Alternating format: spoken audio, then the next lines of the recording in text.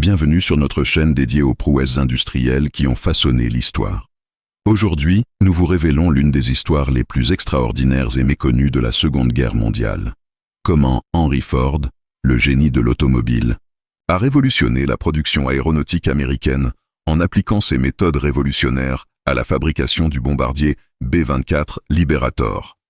Cette transformation industrielle spectaculaire, réalisée dans l'usine géante de Willow Run, a littéralement changé le cours de la guerre aérienne mondiale. Cette épopée industrielle authentique nous plonge dans l'univers fascinant de la production de masse appliquée à l'aéronautique militaire, révélant comment l'ingéniosité américaine et les innovations de Ford ont permis de produire un bombardier lourd complet toutes les 63 minutes, performance industrielle inégalée qui a submergé la Luftwaffe allemande sous le nombre et précipité la victoire alliée. N'oubliez pas de vous abonner à notre chaîne pour découvrir d'autres récits fascinants de l'ingéniosité humaine en temps de guerre. Mettez un pouce bleu si cette introduction vous captive. Et laissez-nous un commentaire en nous indiquant de quel pays et de quelle ville vous regardez cette vidéo.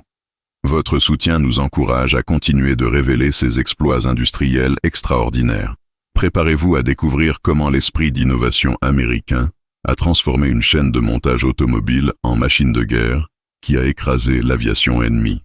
Paragraphe 1. Le 28 décembre 1940, dans son célèbre discours à la nation, le président Franklin Delano Roosevelt proclamait que l'Amérique devait devenir l'arsenal de la démocratie face à la menace nazie qui déferlait sur l'Europe. Cette déclaration historique marquait le début d'une mobilisation industrielle sans précédent dans l'histoire de l'humanité, transformant l'économie américaine de temps de paix en machine de guerre colossale, capable de produire les armements nécessaires à la victoire alliée. Au cœur de cette conversion industrielle, un homme et une entreprise allaient jouer un rôle décisif. Henry Ford et la Ford Motor Company. Henry Ford, alors âgé de 77 ans, était déjà une légende vivante de l'industrie américaine. Inventeur de la chaîne de montage moderne et révolutionnaire de la production automobile de masse avec le modèle T, il avait transformé l'automobile d'objet de luxe en bien de consommation accessible au plus grand nombre. Ses méthodes de production, basées sur la standardisation, la spécialisation des tâches et l'optimisation des flux, avaient fait de Ford Motor Company l'une des plus puissantes entreprises industrielles du monde. Cette expertise unique en production de masse allait s'avérer cruciale pour l'effort de guerre américain. Initialement réticent à s'engager dans la production militaire en raison de ses convictions pacifistes affichées, Ford changea radicalement de position après l'attaque de Pearl Harbor du 7 décembre 1941. « L'Amérique est attaquée », déclara-t-il solennellement.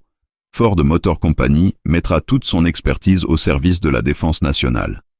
Cette volte-face marquait le début de l'une des conversions industrielles les plus spectaculaires de la guerre, transformant le géant automobile en producteur aéronautique de premier plan.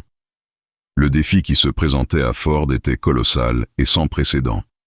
L'aviation militaire américaine, négligée pendant les années de paix, accusait un retard considérable face aux forces aériennes allemandes et japonaises.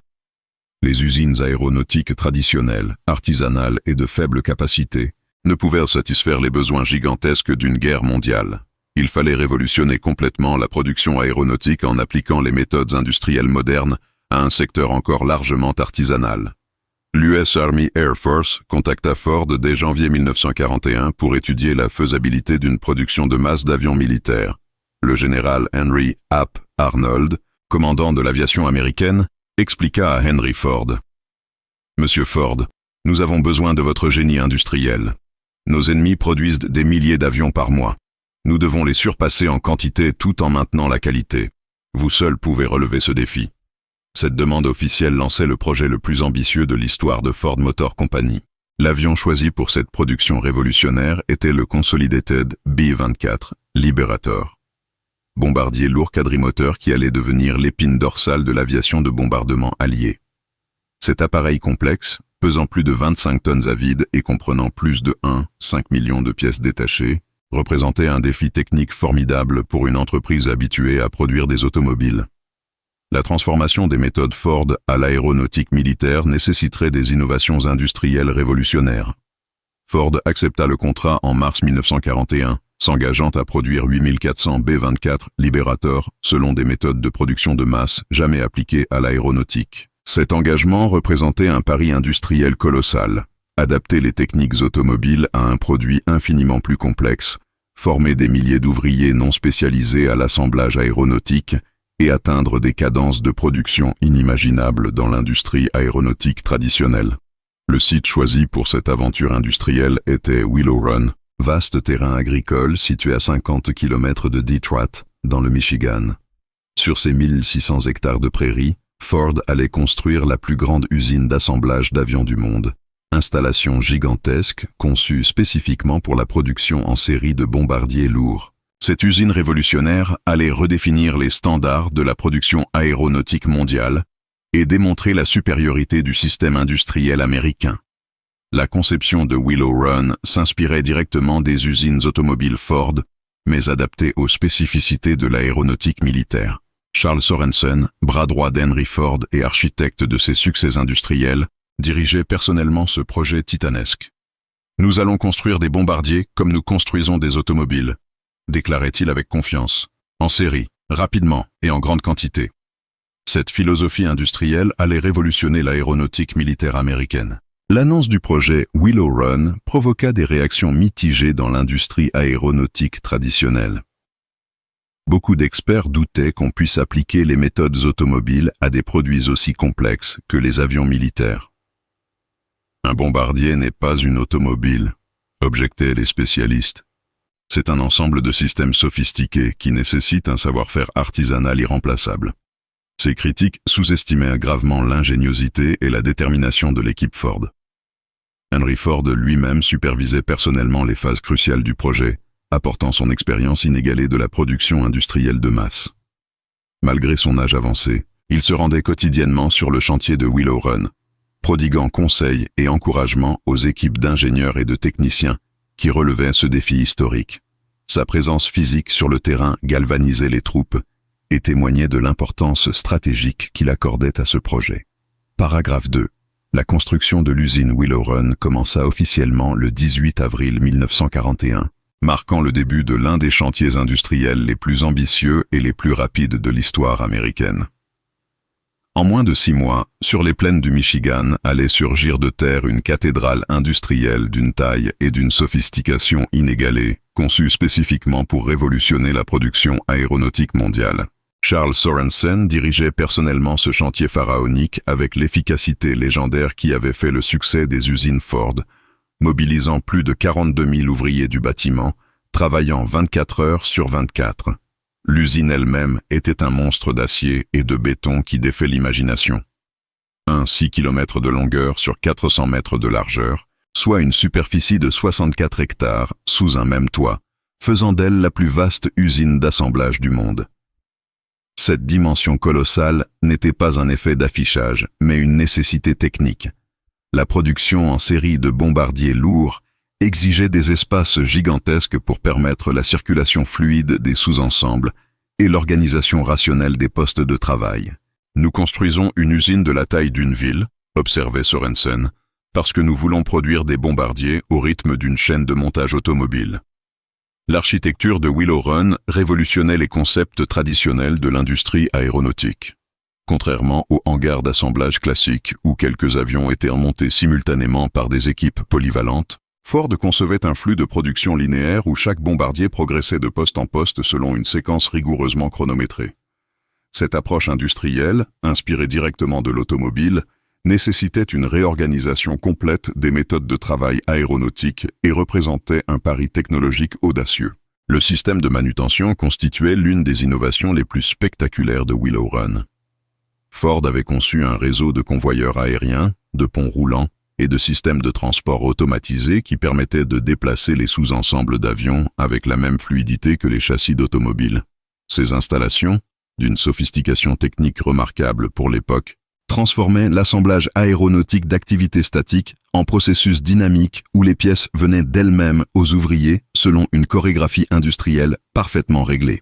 L'équipement de production installé à Willow Run représentait un investissement colossal de 65 millions de dollars, somme astronomique pour l'époque qui témoignait de l'ambition du projet Ford.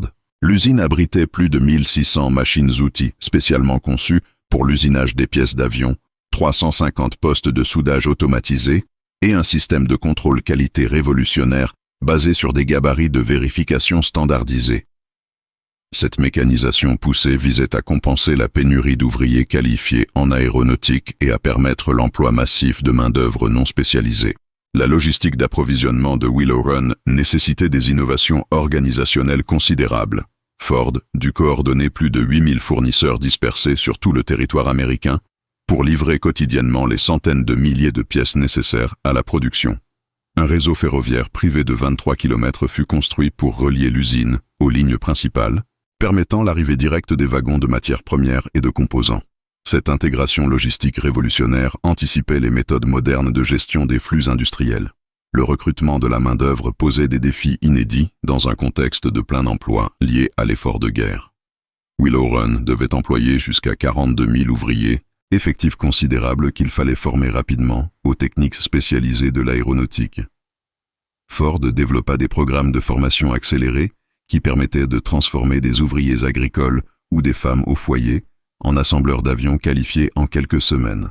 Cette démocratisation des compétences techniques révolutionnait les pratiques traditionnelles de l'industrie aéronautique. L'innovation la plus spectaculaire de Willow Run était son système de chaîne de montage aéronautique, directement inspiré des méthodes automobiles mais adapté aux spécificités du bombardier B-24. Les fuselages progressaient sur des convoyeurs géants à travers 67 postes de travail spécialisés, chaque équipe effectuant des tâches précises selon un planning minutieusement chronométré. Cette organisation révolutionnaire transformait l'assemblage artisanal traditionnel en processus industriel standardisé et permettait d'atteindre des cadences de production inimaginables. Les ailes du B-24, sous-ensemble particulièrement complexe, étaient assemblées sur des chaînes parallèles avant d'être mariées au fuselage dans une opération spectaculaire réalisée par des grues spécialement conçues. Cette méthode, qui décomposait l'assemblage en sous-opérations simultanées, multipliait l'efficacité productive tout en maintenant la qualité technique exigée par l'aéronautique militaire. L'innovation organisationnelle de Ford transformait la complexité apparente de l'avion en succession d'opérations simples et maîtrisables. Le système qualité de Willow Run révolutionnait également les standards de l'industrie aéronautique. Contrairement aux méthodes artisanales traditionnelles basées sur l'expertise individuelle des ouvriers, Ford développait un contrôle statistique de la production qui garantissait la conformité de chaque bombardier aux spécifications militaires. Des équipes d'inspecteurs spécialisés vérifiaient la qualité à chaque étape de l'assemblage, utilisant des gabarits standardisés et des procédures codifiées qui éliminaient les variations individuelles et assuraient une reproductibilité parfaite. Cette révolution industrielle ne se limitait pas aux aspects techniques, mais transformait également l'organisation sociale de la production aéronautique. Willow Run employait massivement des femmes, des minorités ethniques et des ouvriers non qualifiés, catégories traditionnellement exclues de l'industrie aéronautique. Cette démocratisation de l'emploi technique, nécessitée par la pénurie de main-d'œuvre masculine qualifiée, révélait le potentiel inexploité de la société américaine et préfigurait les transformations sociales de l'après-guerre. Paragraphe 3. Le démarrage de la production à Willow Run en septembre 1942 révéla immédiatement l'ampleur du défi technique et organisationnel que représentait l'adaptation des méthodes automobiles Ford à l'aéronautique militaire. Les premières semaines furent marquées par des difficultés considérables qui firent douter certains observateurs de la faisabilité du projet. La production atteignait péniblement un bombardier par jour, cadence dérisoire comparée aux objectifs ambitieux annoncés par Ford. Ces déboires initiaux provoquèrent des critiques acerbes de la presse et des milieux industriels qui voyaient dans ces difficultés la confirmation de leurs prédictions pessimistes. Charles Sorensen, directeur des opérations de Willow Run, analysait froidement ces problèmes de démarrage. « Nous apprenons à faire voler une usine avant de faire voler des bombardiers », expliquait-il à ses équipes. Les difficultés étaient multiples et interconnectées. Coordination défaillante entre les différents postes de travail, qualité insuffisante de certains sous-ensembles, formation incomplète des nouveaux ouvriers, et surtout adaptation problématique des techniques industrielles à la complexité technique du B-24 Liberator. La complexité du bombardier B-24 dépassait largement celle d'une automobile et nécessitait des ajustements constants des méthodes de production. Contrairement à un véhicule terrestre, un avion militaire intégrait des systèmes hydrauliques, électriques, électroniques, et armements qui exigèrent des tolérances de fabrication extrêmement précises, et des procédures d'assemblage sophistiquées. Chaque bombardier comprenait plus de 1,5 million de pièces détachées, fabriquées selon 150 000 plans différents. Complexité qui défiait les méthodes de standardisation traditionnelles de Ford. Les ingénieurs de Willow Run durent inventer de nouvelles solutions techniques pour adapter la chaîne de montage aux spécificités aéronautiques. L'installation des moteurs Pratt & Whitney R1830, chacun pesant plus d'une tonne, nécessitait des équipements de manutention spéciaux et des procédures d'alignement d'une précision millimétrique. Le montage du système hydraulique, vital pour le fonctionnement des commandes de vol, exigeait des soudures et des raccordements d'une qualité irréprochable, impossible à obtenir avec les méthodes automobiles standards. La formation de la main-d'œuvre constituait un défi permanent dans un contexte de recrutement massif et de turnover élevé. Ford développa des centres de formation intégrés à l'usine, où les nouveaux employés apprenaient rapidement les gestes techniques spécialisés requis pour leur poste. Des simulateurs d'assemblage permettaient de s'entraîner sans gaspiller de matériaux coûteux, tandis que des instructeurs expérimentés, souvent recrutés dans l'industrie aéronautique traditionnelle, transmettaient leur savoir-faire aux équipes de production. L'amélioration progressive de l'organisation révéla rapidement l'efficacité potentielle des méthodes Ford appliquées à l'aéronautique. En décembre 1942, 3 mois après le démarrage, la production atteignait déjà 5 bombardiers par jour. Cette progression spectaculaire résultait d'ajustements constants des procédures, d'amélioration technique des équipements et surtout de l'acquisition progressive d'expérience par les équipes de production. La courbe d'apprentissage industriel s'accélérait selon les prévisions optimistes de Sorensen. L'optimisation des flux de production constituait l'obsession permanente des ingénieurs Ford. Chaque geste, chaque mouvement, chaque transport de pièces était analysé, chronométré et rationalisé pour éliminer les pertes de temps et améliorer la productivité globale. Cette approche scientifique de l'organisation du travail, héritée du taylorisme automobile, révolutionnait les pratiques traditionnelles de l'aéronautique, où prévalaient encore largement les méthodes artisanales et l'improvisation technique. La qualité des bombardiers produits à Willow Run faisait l'objet d'une attention particulière de l'US Army Air Forces, qui surveillait étroitement cette expérience industrielle inédite. Les premiers B-24, assemblés par Ford, subissaient des tests particulièrement rigoureux pour vérifier que les méthodes de production de masse ne compromettaient pas les performances militaires. Ces contrôles révélèrent que la standardisation Ford améliorait paradoxalement la fiabilité des bombardiers en éliminant les variations qualitatives inhérentes aux méthodes artisanales traditionnelles. Au printemps 1943, Willow Run atteignait une cadence de production de 150 bombardiers par mois, performance remarquable qui commençait à impressionner les observateurs militaires américains et alliés. Cette montée en puissance démontrait la validité de l'approche Ford et promettait des développements encore plus spectaculaires. Les équipes de production, désormais parfaitement rodées, optimisaient constamment leurs méthodes et réduisaient progressivement les temps d'assemblage selon une dynamique d'amélioration continue. L'impact de cette réussite dépassait largement le cadre de Ford Motor Company pour influencer l'ensemble de l'industrie aéronautique américaine. D'autres constructeurs étudiaient attentivement l'expérience de Willow Run pour adapter leurs propres méthodes de production. Boeing, Lockheed et Douglas s'inspirèrent des innovations Ford pour moderniser leur chaîne d'assemblage et augmenter leur capacité productive. Cette diffusion des méthodes industrielles Ford révolutionnait progressivement tout le secteur aéronautique américain. L'organisation sociale de Willow Run évoluait également pour s'adapter aux exigences de la production de masse. Les relations sociales traditionnelles de l'industrie aéronautique, basées sur la hiérarchie technique et l'expertise individuelle, cédèrent la place à une organisation plus démocratique où la compétence collective primait sur les qualifications personnelles. Cette transformation sociale accompagnait et facilitait la révolution technique en cours dans l'usine Ford. Paragraphe 4. L'année 1943 marqua le tournant décisif de la production de Willow Run avec l'atteinte d'un objectif qui semblait impossible quelques mois plus tôt, la fabrication d'un bombardier B-24 Liberator toutes les heures. Cette performance industrielle, inégalée dans l'histoire de l'aéronautique mondiale, résultait d'une optimisation systématique de tous les processus de production et d'innovation technique révolutionnaire qui transformait définitivement l'industrie aéronautique américaine. Charles Sorensen pouvait enfin annoncer triomphalement « Nous avons réussi à industrialiser la guerre aérienne ». La cadence finale de 63 minutes par bombardier fut atteinte en mars 1943, grâce à une série d'innovations organisationnelles et techniques qui révolutionnaient les standards de l'industrie. La clé de cette performance résidait dans la synchronisation parfaite de 67 postes de travail spécialisés, où chaque équipe disposait exactement du temps nécessaire pour effectuer sa tâche avant le passage du bombardier au poste suivant. Cette chorégraphie industrielle d'une précision d'horlogerie transformait l'assemblage complexe d'un avion militaire en succession d'opérations simples et maîtrisables. L'innovation la plus spectaculaire était le système de mariage automatisé des sous-ensembles majeurs du bombardier.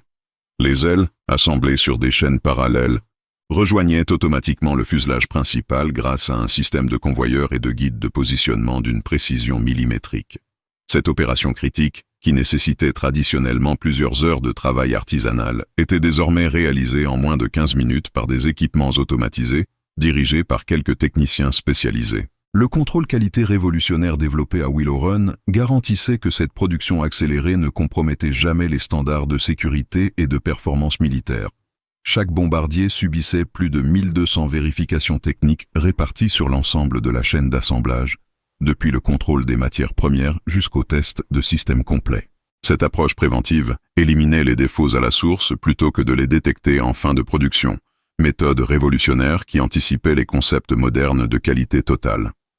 L'efficacité de Willow Run impressionnait les observateurs militaires alliés qui venaient étudier cette révolution industrielle. Le maréchal de l'air britannique Arthur Harris, commandant du Bomber Command, déclara après sa visite « Cette usine produit en une semaine plus de bombardiers lourds que toute l'industrie aéronautique britannique en un mois. » Ford a inventé une nouvelle forme de guerre, la guerre de production de masse. Cette reconnaissance internationale consacrait la supériorité des méthodes industrielles américaines. Les statistiques de production de Willow Run dépassaient l'entendement. À son apogée, l'usine assemblait un bombardier complet toutes les 63 minutes, 24 heures sur 24, 7 jours sur 7. Cette cadence industrielle signifiait qu'en une seule journée, Ford produisait l'équivalent de la production mensuelle d'une usine aéronautique traditionnelle. En un mois, Willow Run fournissait plus de bombardiers que l'industrie aéronautique allemande entière, créant un avantage quantitatif décisif pour les forces alliées. L'innovation logistique accompagnait cette révolution productive. Willow Run consommait quotidiennement 1500 tonnes de matières premières et de composants livrés par un balai incessant de trains et de camions. Cette logistique d'approvisionnement, coordonnée par des systèmes de planification révolutionnaires, anticipait les méthodes modernes de gestion des flux et de juste à temps. L'usine Ford transformait la guerre aérienne en exercice de logistique industrielle à l'échelle continentale. La main-d'œuvre de Willow Run atteignait 42 000 employés à son maximum, effectif considérable, qui incluait une proportion remarquable de femmes et de minorités ethniques, traditionnellement exclues de l'industrie aéronautique. Ces Rosie the Riveter de l'aéronautique prouvaient que les compétences techniques n'étaient pas l'apanage d'une élite masculine, et anticipèrent les transformations sociales de l'après-guerre. Ford révolutionnait simultanément l'industrie et la société américaine. L'impact économique de Willow Run dépassait largement les frontières de Ford Motor Company. L'usine générait une activité économique considérable dans toute la région des Grands Lacs, créait des emplois indirects dans des centaines d'entreprises sous-traitantes, et stimulait le développement technologique de secteurs entiers de l'industrie américaine. Cette dynamique économique illustrait la capacité de l'économie américaine à transformer l'effort de guerre en moteur de croissance et d'innovation. Les bombardiers B-24 produits à Willow Run équipèrent progressivement toutes les forces aériennes alliées. US Army Air Force, Royal Air Force, aviation soviétique, forces aériennes françaises libres.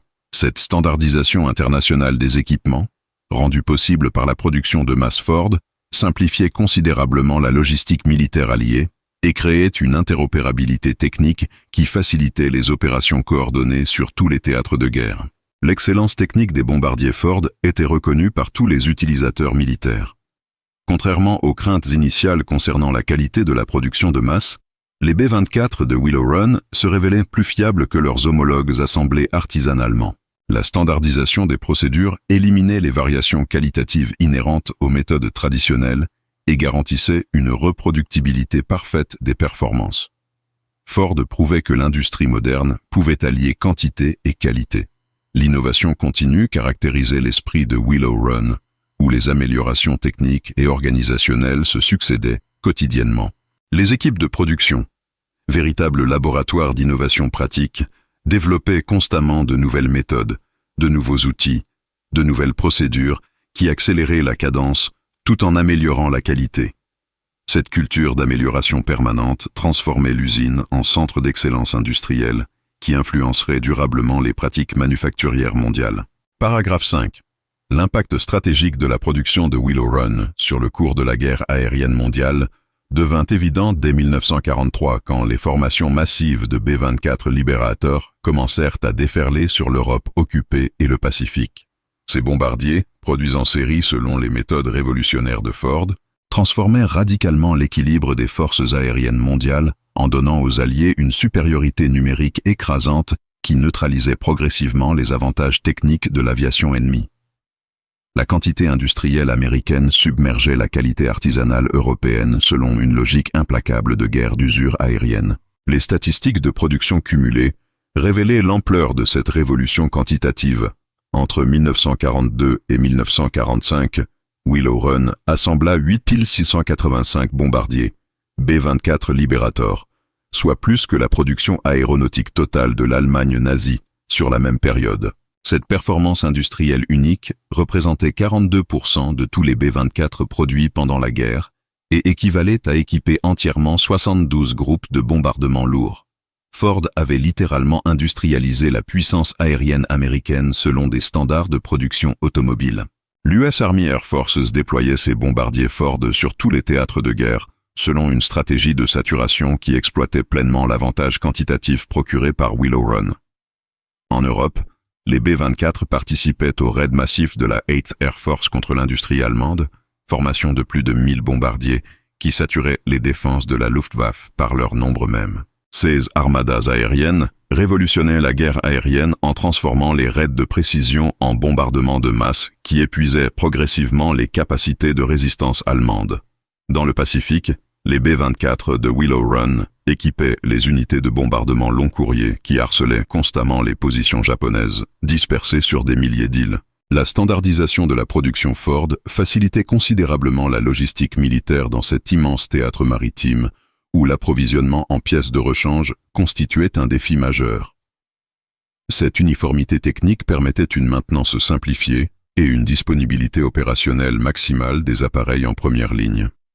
La Luftwaffe allemande, malgré la qualité technique supérieure de ses chasseurs, ne pouvait faire face à cette marée de bombardiers américains qui déferlaient quotidiennement sur l'Europe.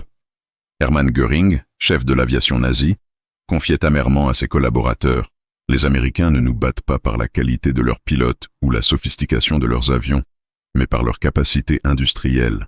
Ils remplacent immédiatement chaque appareil abattu par 3 nouveaux bombardiers. Nous ne pouvons gagner cette guerre d'usure. » Cette lucidité stratégique révélait l'impact décisif de la révolution industrielle Ford. L'aviation japonaise connaissait des difficultés similaires face à l'avalanche de B-24 qui bombardait méthodiquement ses positions du Pacifique. La capacité industrielle limitée du Japon ne permettait pas de remplacer les appareils perdus au rythme de l'attrition imposée par les raids américains. Cette asymétrie productive condamnait inéluctablement l'Empire japonais qui ne pouvait soutenir une guerre d'usure aérienne contre la machine industrielle américaine symbolisée par Willow Run. L'effet psychologique de cette supériorité quantitative dépassait largement son impact purement militaire. Les populations civiles allemandes et japonaises, bombardées quotidiennement par des formations apparemment inépuisables de bombardiers américains, perdaient progressivement confiance en la capacité de leur gouvernement à protéger le territoire national. Cette guerre des nerfs, rendue possible par la production de masse Ford, sapait le moral ennemi plus efficacement que les destructions matérielles elles-mêmes. Les alliés de l'Amérique bénéficiaient également de cette révolution productive. L'Union soviétique reçut des centaines de B-24 dans le cadre du programme Lend-Lease, bombardiers qui équipèrent les forces aériennes soviétiques sur le front de l'Est. Ces livraisons, rendues possibles par la capacité de production excédentaire de Willow Run, renforçaient considérablement l'aviation rouge et accéléraient l'effondrement des défenses allemandes sur le front oriental. La Royal Air Force britannique intégrait également des B-24 Ford dans ses unités de Coastal Command chargées de la lutte anti-sous-marine dans l'Atlantique. Ces bombardiers long courriers, doté d'une autonomie remarquable, comblait efficacement le trou noir de surveillance au milieu de l'océan Atlantique et contribuait décisivement à la victoire alliée dans la bataille de l'Atlantique. La standardisation Ford facilitait l'intégration de ces appareils dans un contexte opérationnel britannique différent du contexte américain. L'industrie aéronautique mondiale observait attentivement cette révolution Ford qui remettait en question toutes les pratiques traditionnelles du secteur. Les méthodes artisanales européennes, basées sur l'expertise individuelle et la production limitée, apparaissaient soudain obsolètes face à l'efficacité industrielle américaine. Cette démonstration de supériorité des méthodes de production de masse influençait durablement les stratégies industrielles d'après-guerre et annonçait la domination américaine sur l'aéronautique civile et militaire. Les ingénieurs aéronautiques du monde entier étudiaient l'expérience Willow Run pour comprendre comment adapter leurs propres industries aux exigences de la production moderne. Cette diffusion internationale des innovations Ford accélérait la modernisation de l'industrie aéronautique mondiale et établissait de nouveaux standards de productivité qui influenceraient durablement le développement de l'aviation commerciale d'après-guerre. L'impact économique de cette révolution dépassait largement le secteur aéronautique pour transformer l'ensemble de l'industrie américaine. Les méthodes développées à Willow Run s'appliquaient progressivement à d'autres productions militaires, créant une dynamique d'innovation et de modernisation qui renforçait la supériorité industrielle américaine sur tous les concurrents mondiaux. Ford avait involontairement créé les fondements de la domination économique américaine de l'après-guerre. Paragraphe 6.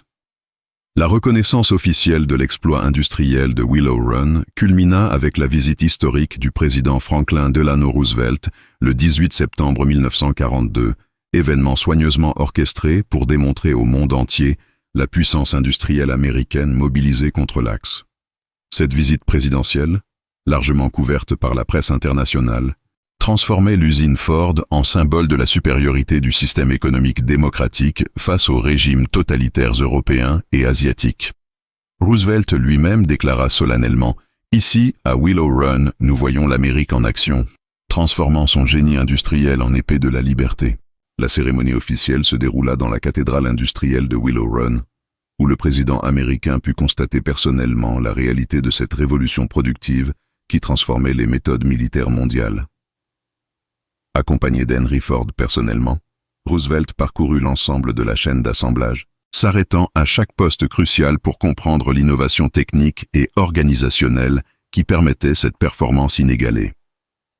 Cette visite présidentielle consacrait officiellement la réussite du pari industriel Ford et validait publiquement l'approche révolutionnaire adoptée par l'entreprise. Les médias internationaux relataient avec fascination cette démonstration de puissance industrielle qui révélait la capacité unique de l'Amérique à transformer rapidement son économie de paix en machine de guerre.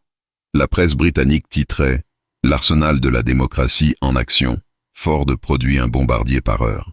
Les journaux soviétiques saluaient la contribution décisive de l'industrie américaine à la lutte commune contre le fascisme. Même la presse neutre reconnaissait l'impact révolutionnaire de cette innovation industrielle sur l'équilibre militaire mondial. L'industrie aéronautique européenne observait avec un mélange d'admiration et d'inquiétude cette démonstration de supériorité productive qui remettait en question leurs propres méthodes traditionnelles.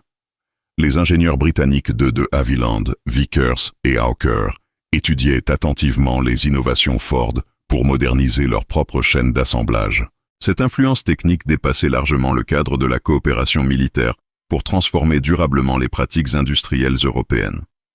L'impact psychologique de Willow Run sur le moral allemand était considérable et soigneusement analysé par les services de renseignement alliés. Les rapports de la résistance européenne confirmaient que la population allemande, informée par la BBC et la radio américaine de cette production massive de bombardiers, perdait progressivement confiance en la capacité de son gouvernement à gagner une guerre d'usure contre l'industrie américaine. Cette guerre psychologique, menée par les chiffres de production, s'appelle le moral ennemi plus efficacement que les bombardements eux-mêmes. Joseph Goebbels, ministre de la propagande nazie, tentait désespérément de minimiser l'impact de cette révolution industrielle américaine en la présentant comme une production de masse au détriment de la qualité technique. Cependant, cette propagande défensive révélait l'inquiétude allemande face à un défi industriel que le Reich ne pouvait relever avec ses méthodes artisanales traditionnelles. La guerre était progressivement en train de se transformer en compétition industrielle où l'Allemagne partait désormais battue d'avance.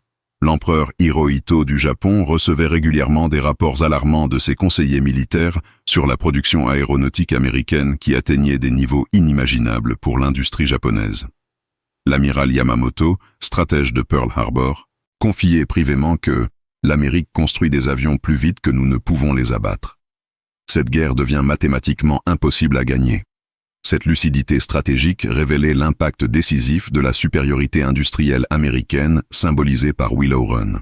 L'innovation sociale de Willow Run influençait également l'évolution de la société américaine en révélant le potentiel inexploité de catégories sociales traditionnellement marginalisées.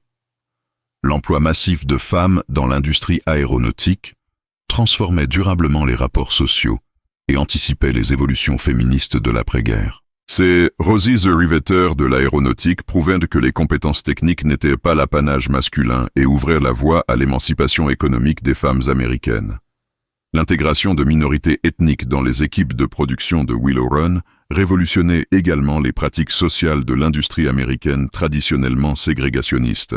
Ford employait massivement des ouvriers afro-américains, des immigrants européens et des populations rurales venues chercher un emploi industriel dans les villes.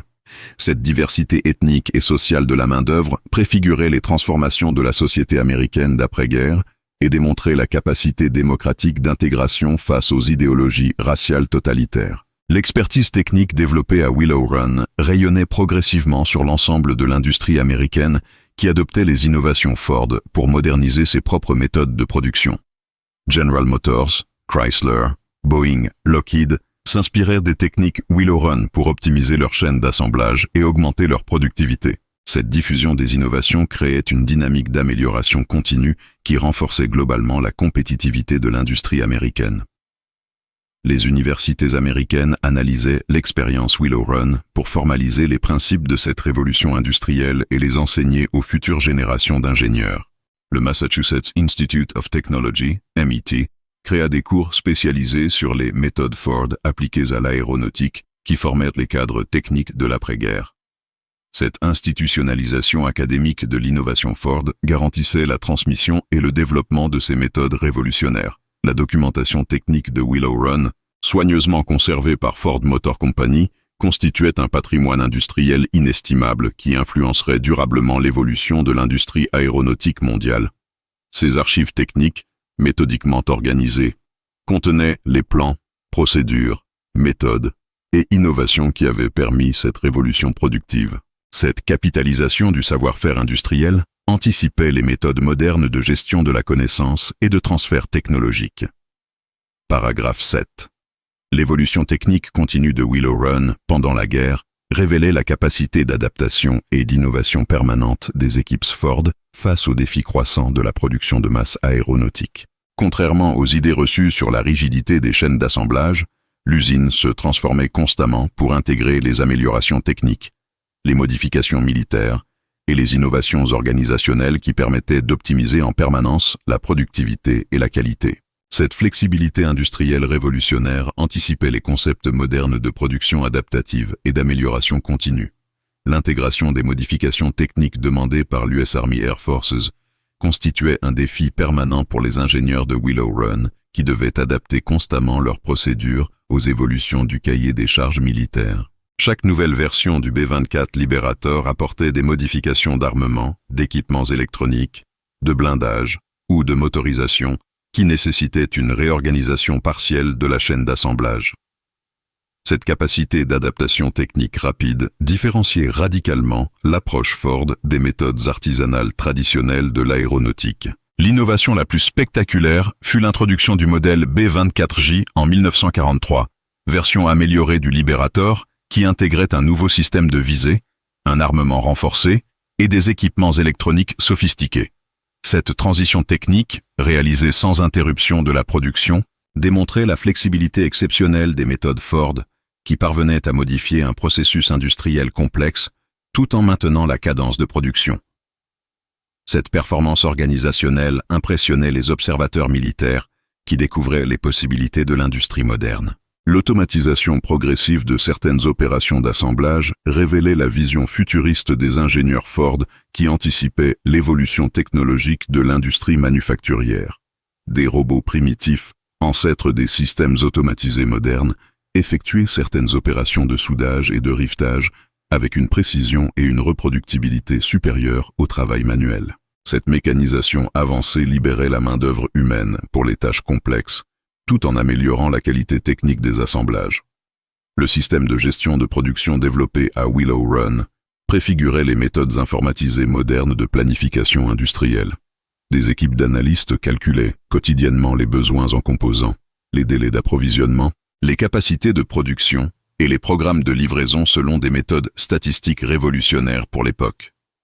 Cette rationalisation de la gestion industrielle transformait la production aéronautique d'activités largement intuitives en sciences exactes, basées sur l'analyse quantitative. L'amélioration continue de la qualité constituait l'obsession permanente des équipes Ford, qui développaient constamment de nouvelles méthodes de contrôle et de vérification. L'introduction de tests statistiques de conformité, de procédures d'étalonnage systématique et de systèmes de traçabilité des composants révolutionnait les standards de l'industrie aéronautique. Cette approche scientifique de la qualité garantissait que l'accélération de la production ne compromettait jamais les performances militaires des bombardiers. La formation permanente de la main-d'œuvre accompagnait cette évolution technique constante en développant les compétences des ouvriers au rythme des innovations industrielles. Willow Run abritait de véritables écoles techniques intégrées où les employés apprenaient les nouvelles procédures, s'adaptaient aux équipements modernes et développaient leur expertise professionnelle. Cette politique de formation continue transformait les ouvriers non qualifiés en techniciens compétents et créait un capital humain de haute qualité. L'innovation organisationnelle accompagnait l'innovation technique pour optimiser constamment l'efficacité productive de Willow Run. L'introduction de méthodes de planification prévisionnelle, de systèmes de coordination interservices et de procédures de résolution rapide des problèmes transformait l'usine en organisation apprenante capable de s'améliorer continuellement. Cette culture d'innovation collective anticipait les méthodes modernes de management participatif et d'amélioration continue. Les relations avec les fournisseurs évoluaient également selon une approche révolutionnaire qui transformait les rapports commerciaux traditionnels en partenariats techniques intégrés. Ford développait avec ses 8000 fournisseurs des relations de coopération technique qui permettaient d'optimiser conjointement la qualité des composants et les délais de livraison. Cette intégration de la chaîne d'approvisionnement anticipait les méthodes modernes de supply chain management et de partenariat industriel. L'impact environnemental de cette production intensive préoccupait déjà les ingénieurs Ford qui développaient des méthodes de recyclage des déchets métalliques et d'optimisation de la consommation énergétique.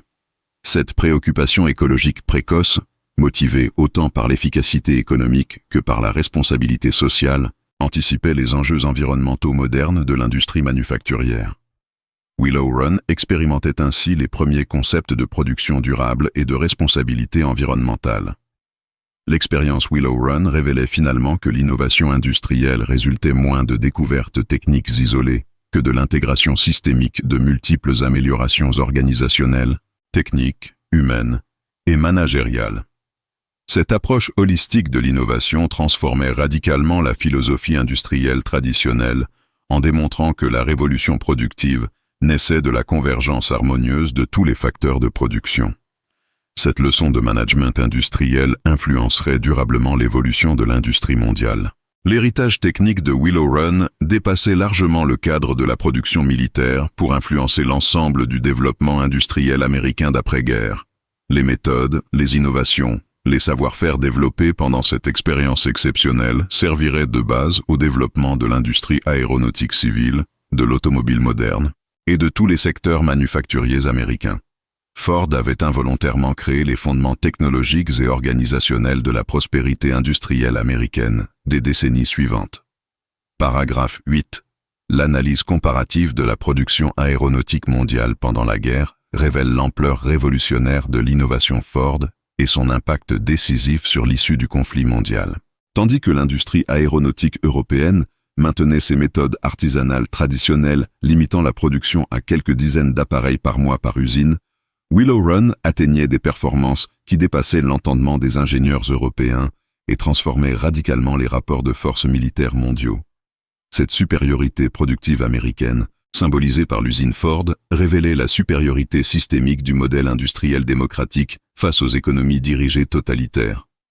L'industrie aéronautique allemande, malgré sa réputation d'excellence technique, ne parvenait pas à dépasser un rythme de production de 1500 avions militaires par mois pour l'ensemble du Reich, performance dérisoire comparée aux seuls 500 bombardiers mensuels produits par Willow Run à son apogée. Cette disproportion révélait les limites structurelles de l'industrie européenne, encore largement organisée selon des méthodes artisanales héritées du XIXe siècle, face à l'industrie américaine modernisée selon les innovations du XXe siècle. La guerre devenait un concours de productivité industrielle où l'Allemagne partait battue d'avance. L'industrie aéronautique japonaise accusait un retard encore plus dramatique avec une production totale inférieure à 1000 avions militaires par mois pour l'ensemble de l'Empire, chiffre ridicule face à la seule production de Willow Run. Cette faiblesse industrielle condamnait le Japon à une guerre d'attrition qu'il ne pouvait mathématiquement gagner face à la puissance productive américaine. L'attaque de Pearl Harbor, destinée à neutraliser la flotte américaine, révélait finalement son caractère illusoire face à une capacité industrielle capable de remplacer rapidement toutes les pertes militaires. L'industrie aéronautique britannique, pourtant alliée de l'Amérique, accusait également un retard considérable avec une production maximale de 2000 appareils mensuels pour l'ensemble du Royaume-Uni.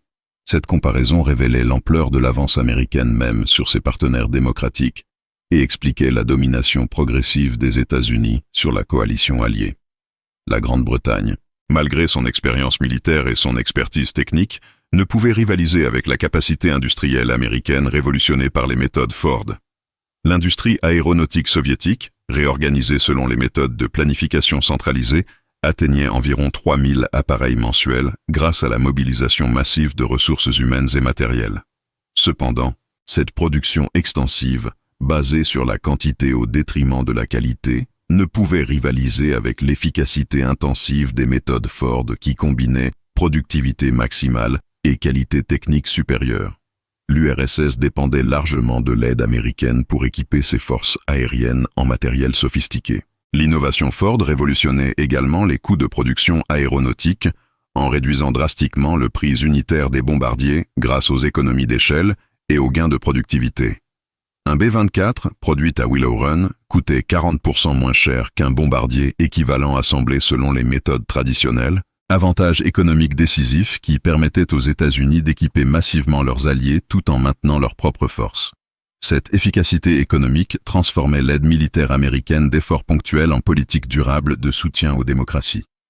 La standardisation internationale des équipements aéronautiques, rendue possible par la production de masse Ford, simplifiait considérablement la logistique militaire alliée et créait une interopérabilité technique qui facilitait les opérations coordonnées. Les B-24 de Willow Run équipaient simultanément l'US Army Air Forces, la Royal Air Force, l'aviation soviétique et les forces aériennes françaises libres selon des standards techniques identiques qui simplifiaient formation, maintenance et approvisionnement. Cette uniformisation technique révolutionnait la coopération militaire internationale.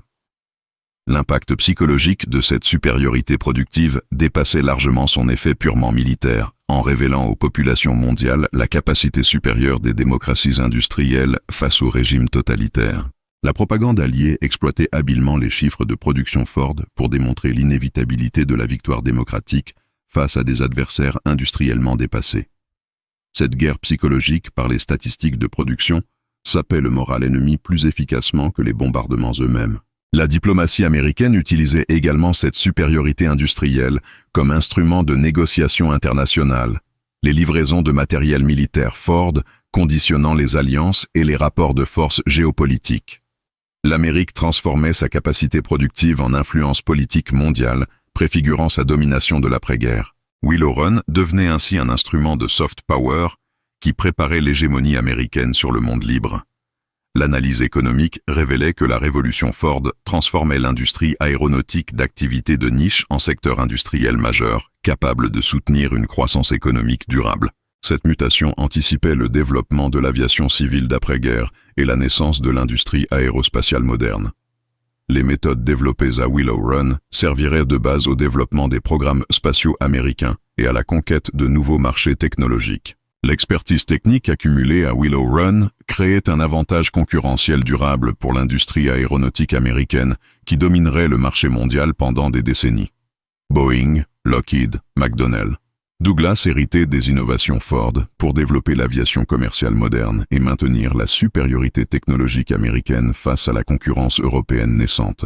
Cette domination industrielle, née de l'urgence militaire, structurait durablement les rapports économiques mondiaux de l'après-guerre. L'héritage stratégique de Willow Run influençait également la doctrine militaire américaine d'après-guerre, qui intégrait définitivement la dimension industrielle dans la planification stratégique. La capacité de production de masse devenait un facteur militaire aussi important que la qualité des équipements ou la formation des hommes, révolution conceptuelle qui transformait l'art de la guerre moderne. Cette leçon stratégique de Willow Run influencerait durablement la politique de défense américaine pendant la guerre froide et au-delà. Paragraphe 9. L'héritage durable de l'expérience Willow Run dépassa largement le cadre de la production militaire pour transformer fondamentalement l'industrie aéronautique mondiale et influencer l'évolution de tous les secteurs manufacturiers modernes. Quand la production de bombardiers cessa en juin 1945 avec la fin de la guerre, Ford avait révolutionné définitivement les méthodes industrielles et créé les bases technologiques et organisationnelles de l'industrie moderne. Cette transformation ne constituait pas seulement un exploit technique temporaire, mais une révolution durable qui restructurait l'ensemble de l'économie industrielle mondiale selon de nouveaux paradigmes productifs. La reconversion de Willow Run en usine de production automobile illustrait parfaitement la transférabilité des innovations Ford entre secteurs industriels différents. L'usine, réaménagée pour produire des automobiles civiles, appliquait les méthodes développées pour l'aéronautique militaire à la production de véhicules familiaux, démontrant l'universalité des principes industriels modernes. Cette reconversion réussie prouvait que les innovations techniques et organisationnelles transcendaient les spécificités sectorielles pour constituer un patrimoine industriel universel applicable à tous les produits manufacturés. L'industrie aéronautique civile d'après-guerre hérita directement des innovations Willow Run pour développer l'aviation commerciale moderne. Boeing appliqua les méthodes Ford à la production du 707, premier avion de ligne à réaction américain qui révolutionna le transport aérien mondial. Lockheed développa la Constellation selon des principes de production de masse inspirés de l'expérience Ford. McDonnell Douglas standardisa la production du DC-8 en adaptant les techniques Willow Run aux exigences de l'aviation civile. Cette filiation directe entre innovation militaire et développement commercial caractérisait l'industrie américaine d'après-guerre. Les méthodes de gestion de production développées à Willow Run influencèrent durablement l'évolution du management industriel mondial. Les concepts de planification prévisionnelle, de contrôle statistique de la qualité, d'amélioration continue et de gestion intégrée des flux furent formalisés et enseignés dans les business schools américaines qui diffusaient ces innovations dans l'industrie mondiale. Harvard Business School, MIT Sloan School et Stanford Graduate School of Business créèrent des programmes spécialisés qui formaient les cadres industriels internationaux aux méthodes révolutionnaires expérimentées pendant la guerre. L'innovation sociale de Willow Run transforma également durablement les relations de travail et l'organisation sociale de l'industrie américaine. L'emploi massif de femmes et de minorités ethniques dans l'industrie de haute technologie ouvrit définitivement ces secteurs à des catégories sociales traditionnellement marginalisées. Cette démocratisation de l'emploi technique anticipait les transformations sociales des décennies suivantes et contribuait à l'émergence d'une classe moyenne technique qualifiée qui soutiendrait la prospérité américaine d'après-guerre. L'industrie automobile mondiale adopta progressivement les innovations Ford pour moderniser ses propres méthodes de production. General Motors, Chrysler, Volkswagen, Renault, Toyota étudiaient attentivement l'expérience Willow Run pour optimiser leur chaîne d'assemblage et améliorer leur productivité. Cette diffusion internationale des innovations Ford révolutionnait l'industrie automobile mondiale et créait les bases de la production de masse moderne qui caractériserait l'économie industrielle de la seconde moitié du XXe siècle. L'industrie aérospatiale naissante s'inspira largement des méthodes Willow Run pour développer les programmes spatiaux américains. La NASA appliqua les principes Ford à la production des fusées Saturn V du programme Apollo, adaptant la production de masse aux exigences de la conquête spatiale. Cette filiation technique entre les bombardiers de 1943 et les fusées lunaires de 1969 illustrait la continuité de l'innovation industrielle américaine et la permanence des méthodes révolutionnaires développées pendant la guerre. Les universités techniques européennes envoyèrent des missions d'études pour comprendre les innovations Ford et les adapter aux spécificités industrielles européennes. L'École polytechnique française, le Polytechnicum de Zurich et l'Imperial College de Londres intégrèrent les méthodes Willow Run dans leur programme d'enseignement, contribuant à la diffusion internationale de ces innovations révolutionnaires. Cette transmission académique garantissait la perpétuation et l'évolution des principes Ford dans les générations futures d'ingénieurs. L'industrie électronique naissante, qui révolutionnerait les décennies suivantes, hérita également des méthodes Ford pour organiser la production de masse de composants sophistiqués. IBM, Texas Instruments et Intel s'inspirèrent des techniques Willow Run pour développer la production industrielle de circuits intégrés et de microprocesseurs. Cette adaptation des principes Ford à l'électronique créait les bases de la révolution informatique qui transformerait l'économie mondiale de la fin du XXe siècle. L'impact géopolitique de l'innovation Ford structura durablement les rapports économiques internationaux de l'après-guerre. La supériorité industrielle américaine, démontrée spectaculairement à Willow Run, justifiait le leadership politique et économique des États-Unis dans le monde libre. Cette domination technologique légitimait l'hégémonie américaine et créait un modèle de développement industriel que tentèrent d'imiter toutes les puissances émergentes. L'héritage culturel de Willow Run transforma également la perception sociale de l'industrie, en démontrant que la production manufacturière pouvait être source de fierté nationale et d'accomplissement collectif. Cette valorisation du travail industriel influençait durablement la culture américaine et créait un ethos productif qui soutiendrait la prospérité économique pendant des décennies. Willow Run devenait un mythe fondateur de l'Amérique industrielle moderne. Les archives techniques de Willow Run, soigneusement conservées par Ford Motor Company et les institutions académiques américaines, constituaient un patrimoine industriel inestimable qui continuait d'inspirer les innovations contemporaines. Ces documents révélaient les méthodes, les innovations et les principes qui avaient révolutionné l'industrie moderne et servirent de référence pour les développements technologiques actuels. Cette capitalisation du savoir-faire illustrait l'importance stratégique de la mémoire industrielle pour le développement économique durable. Paragraphe 10. La portée historique de l'innovation. Willow Run transcende largement son contexte militaire immédiat pour s'inscrire dans l'évolution générale de la civilisation industrielle moderne, révélant comment les défis exceptionnels peuvent catalyser des révolutions technologiques durables qui transforment définitivement l'organisation économique et sociale des sociétés humaines. L'expérience Ford de 1941 à 1945 ne constitue pas seulement un épisode remarquable de l'histoire militaire américaine, mais un moment fondateur de l'industrie contemporaine qui établit les paradigmes productifs qui gouvernent encore aujourd'hui l'économie mondiale globalisée. L'analyse rétrospective de cette révolution industrielle révèle que Willow Run anticipait avec une prescience remarquable les défis et les solutions de l'industrie du XXIe siècle. Production de masse personnalisée, gestion intégrée des chaînes d'approvisionnement, automatisation intelligente, contrôle qualité statistique, amélioration continue et management participatif.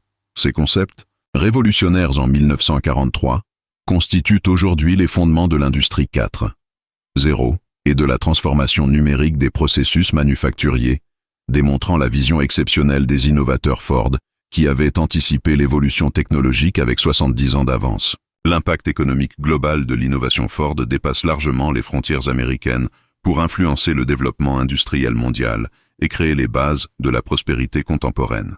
Les méthodes développées à Willow Run se diffusèrent progressivement dans l'ensemble de l'industrie mondiale, transformant les économies nationales et créant les conditions de la croissance économique soutenue qui caractérisa la seconde moitié du XXe siècle.